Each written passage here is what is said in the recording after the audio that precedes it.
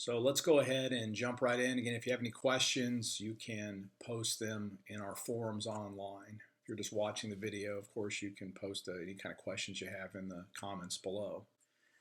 All right, let's read at least one verse. Let's read a couple verses of this. We have Le Makeh Mitzrayim, Biv Korehem, Ki La Olam Chasdo. Vayotse Yisrael Mitokum Ki Le Olam Chasdo.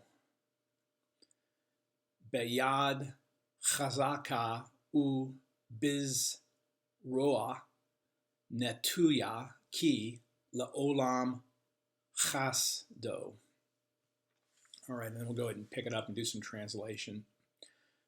Verse 10 starts off with a lamed, and oftentimes when we have a verb after a lamed, it's an infinitive construct, but in this case it isn't. This is a participle, and in the next video where I break the verbs down, I'll talk a little bit more about this. This is a hiphil participle from a first noon that's also a third hey, and so I'll talk about this distinctive piece. It's in construct, and the reason that we know this particular verb is in construct is because of the sere vowel here. If it would have been a segol, it would have been an absolute form of that. That's a distinctive of the third hey, if you're keeping track of that. So to the smiter of Egypt, or to the one who smote Egypt against their firstborn, and you can see the preposition bait, and there is a vocabulary word, bakor, firstborn. It's plural, and it has the third masculine plural suffix, against their firstborn. Ki, and then the famous refrain here, for la olam chasto, forever his loving mercy, loving kindness, steadfast love, or his steadfast love is forever. Vayotse, this is Vav consecutive, an imperfect plus Vav consecutive. It's past narrative, and you may recognize the root is Aleph Tzadeh, and it comes from a first Yod verb, Yatzeh, that was originally a first Vav.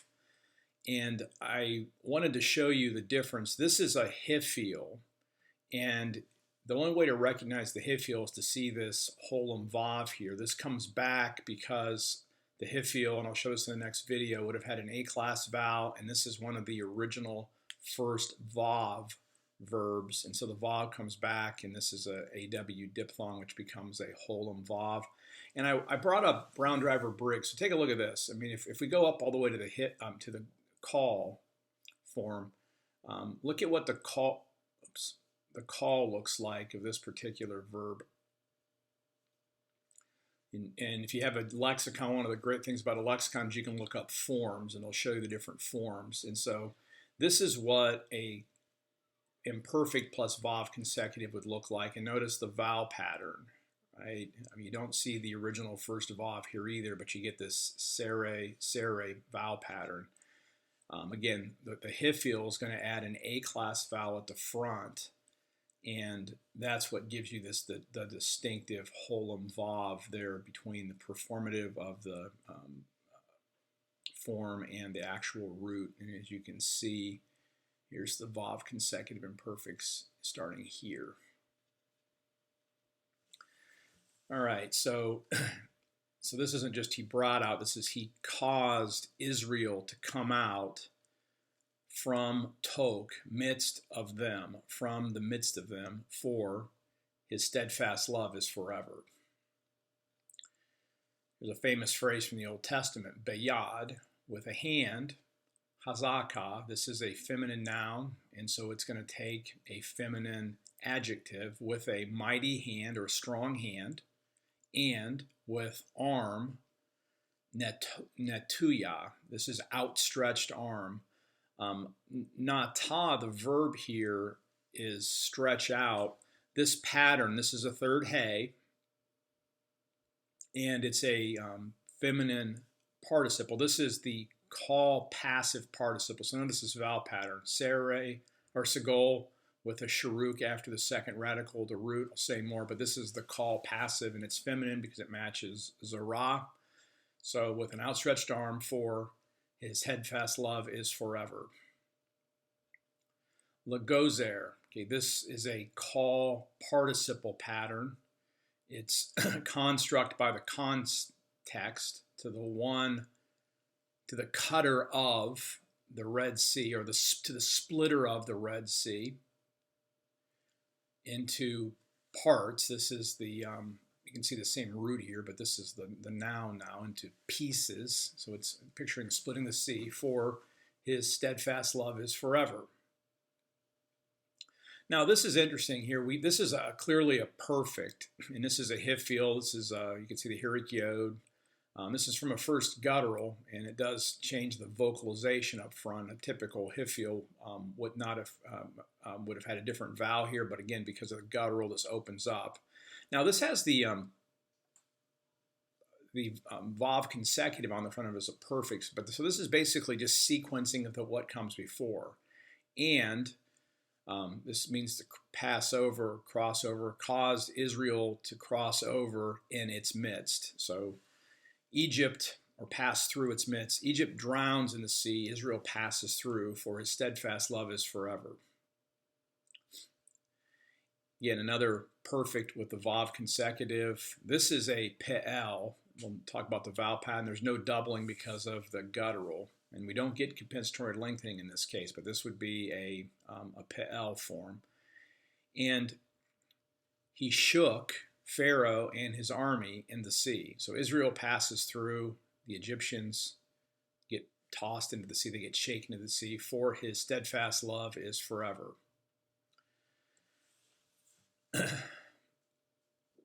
Now we have Lamed. Here we have Molik. This is a little tricky. You may see the Hirik Yod, so you want to think this is a Hifil, and a participle is going to have a mem. This is from halak. This is an irregular verb. The H acts unusually.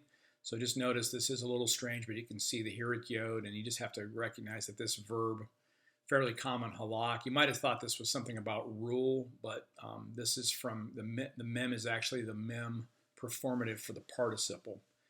And so this is to the one causing his people to walk through the desert, or to cross the desert, for his steadfast love is forever.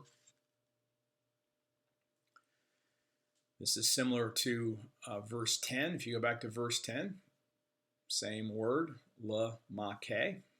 So we see it again. Back to smiting, to the one smiting kings, gedolim, great kings, for his steadfast love is forever. Now here's a perfect, an imperfect plus vav consecutive. And he killed, or he slayed, mighty kings, for his steadfast love is forever. And it names the kings. Sihon, king of the Amorites. This would be a construct, and this would be a genitive of possession, for his steadfast love is forever. And Og, king of Bashan, again, genitive of possession, for his steadfast love is forever. Vanatan, this is a perfect plus vav consecutive.